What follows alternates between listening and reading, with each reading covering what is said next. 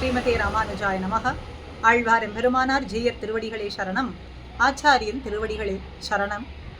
ஆண்டாள் நாச்சியாரினுடைய திருநாம அனுபவங்களிலே அற்புதமான திருநாமங்களை கூடியிருந்து அனுபவித்து வருகின்றோம்.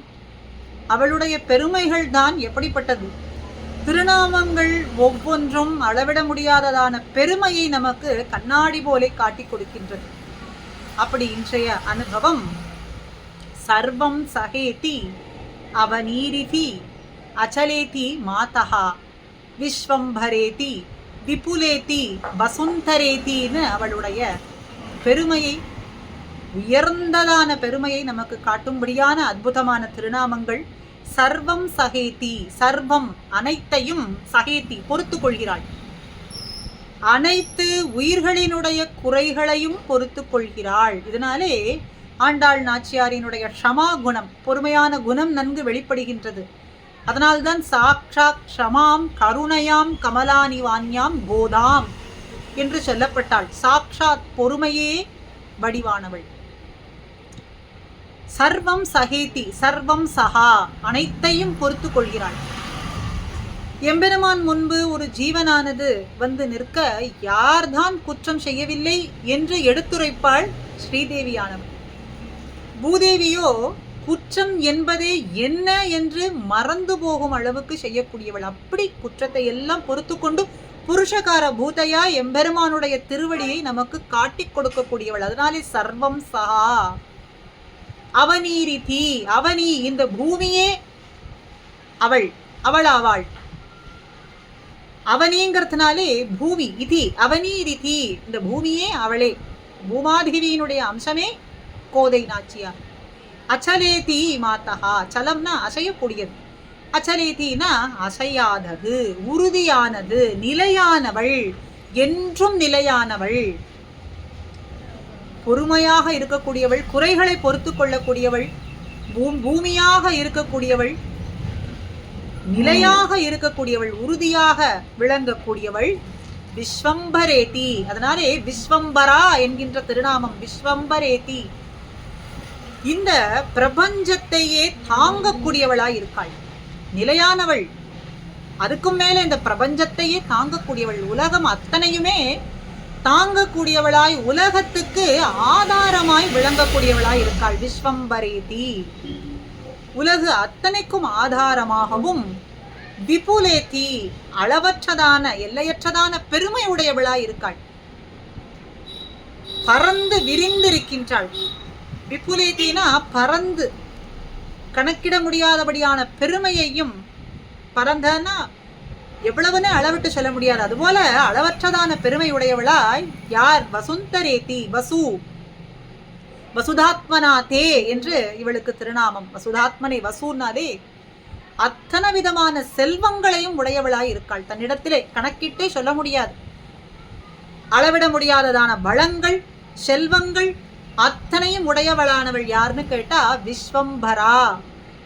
பூம்யம் சதோ ஸ்ரீ பூசமானு சமானன்னு பூமியே உபமானமாக சொல்லும்படி, பூமியினுடைய அம்சமாய் விளங்கக்கூடிய, பூமிக்கு ஆதாரமாய் இருக்கக்கூடிய கோதை நாச்சியார் அவள்னு சர்வம் சகா அவனி அச்சலேதி விஸ்வம்பரேதி விபுலா வசுந்தரா அப்படின்னு அத்தனை திருநாமங்கள்.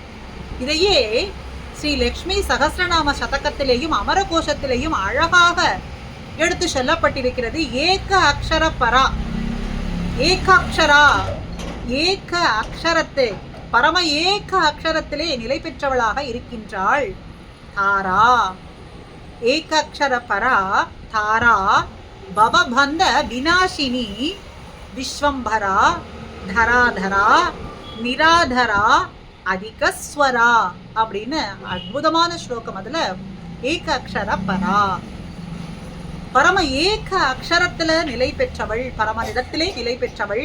ஏக அக்ஷரமான பரமனை காட்டுவது போல அந்த பரமனிடத்துல நிலை பெற்றவளா இருக்கிறாள். தாரா, தாரானா கடத்தி செல்பவள்.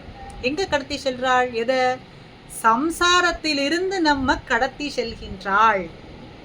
சம்சார கரையிலிருந்து நம்ம கரை சேர்ப்பவளாய் இருக்கின்றாள். பவபந்த விநாசினி. பவ, இந்த சம்சாரத்துல பந்தம், இந்த பந்தத்தை அறுத்து விநாசம் செய்யக்கூடியவளாகவும் இருக்கின்றாள். இந்த பந்தத்தை, சம்சார பந்தத்தை அழிக்கக்கூடியவளாக இருக்கின்றாள். ஏகாட்சர பரா தாரா பவபந்த விநாசினி. இதெல்லாம் யாருன்னு கேட்டா விஸ்வம்பரா. இந்த உலகத்துக்கே ஆதாரமாய், உலகத்தையே பிரபஞ்சத்தையே தாங்கிக் கொண்டு, இந்த பூமியையே தாங்கிக் கொண்டு இருக்கக்கூடியவளான நாச்சியார் தராதரா. ஆனா இவள் வேறு ஒன்றை நாடி, வேறு ஒரு ஆதாரத்தை எதிர்பாராமல் இருக்கின்றாள். சாராதவளா இருக்கின்றாள். இவள் ஆதாரமா விளங்குகின்றாள். வேறு ஒன்று ஆதாரத்தை சார்ந்தவளா இருக்காளான்னா அது கிடையாது. அதனால தரா, அதரா, ஆதாரமாய் விளங்குகின்றாள் தரா.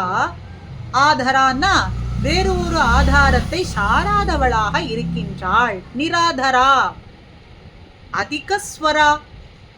வார்த்தைகளாலே அளவிட்டே சொல்ல முடியாது, அப்படி அதுக்கு அப்பாற்பட்டு உயர்ந்தவளாக இருக்கின்றாள். அதனாலே அதிகஸ்வரா, அதிகமான ஒலி உடையவளா இருக்கின்றாள். அப்படின்னா மிக உயர்த்தியான நிலையிலே இருக்கின்றாள் அப்படின்னு அர்த்தம். யாருன்னா விஸ்வம்பரா அப்படின்னு லட்சுமி சகஸ்ரநாம சதகத்திலேயும் அமர கோஷத்திலேயும் பூர்பூர் மிருச்சலானந்தா ரசா விஸ்வம்பரா ஸ்திரா. பூமியானது, பூமிகி, இந்த பிரபஞ்சம் அனைத்தையும் அச்சலா, அச்சலா நிலையானவளாக இருக்கின்றாள். அசையாதவளாக, உறுதியாக, அனந்தா எல்லையில்லாதவளாக இருக்கின்றாள். ரசா சாரமுடையவளாக இருக்கின்றாள். விஸ்வம்பரா இந்த லோகத்துக்கு ஆதாரமாய் விளங்கக்கூடியவள். ஸ்திரா நிலையானவள். அப்படியேப்பட்டவள். தரா ஆதாரமாய். தரித்ரி இந்த பூமியினுடைய அம்சமாக தோன்றினவள். தரணிகி க்ஷோணிகி ஜா காஷ்யபி காஷ்யப்பரினுடைய வம்சத்தை சேர்ந்தவளாக விளங்கக்கூடிய விஸ்வம்பரா என்ற கோதை நாச்சியார் ஆவாள்னு அற்புதமாக இந்த ஸ்லோகத்துல பூமி அம்சத்தோ என்றும் பூசமான என்றும் பல இடங்கள்ல வசுதாத்மனே என்றெல்லாம், இந்த வசுங்கிறது அத்தனை செல்வங்களை உடையவளானவள், பூமி அம்சமாக தோன்றினவள், பூமியே அத்தனை உயிர்களுக்கும் ஆதாரமாய் விளங்குகின்றது என்றும் தரா ஆதாரா, இவள் வேறு ஒரு ஆதாரத்தை சாராதவளாக இருக்கின்றாள். இப்படியெல்லாம் சர்வம் சஹா, அச்சலா, விபுலா, விஸ்வம்பரா, தரா, ஆதரா, ஏகாட்சர பரா, தாரா என்று அத்தனை திருநாமங்கள், எத்தனை திருநாமங்கள். இவளுடைய பெருமையை அளவிட்டு சொல்ல முடியுமான்னா வார்த்தைகளாலே வர்ணிக்க முடியாதபடியான உயர்ந்த பெருமை. அப்படிப்பட்ட உயர்த்தியை உடையவளாக இருக்கின்றாள் நம் கோதா நாச்சியார். ஆக இன்றைய தினம் அவளுடைய திருநாமம், அற்புதமான திருநாமம் விஸ்வம்பரா என்கின்ற திருநாமம். ஸ்ரீமதே ராமானுஜாய நமஹா.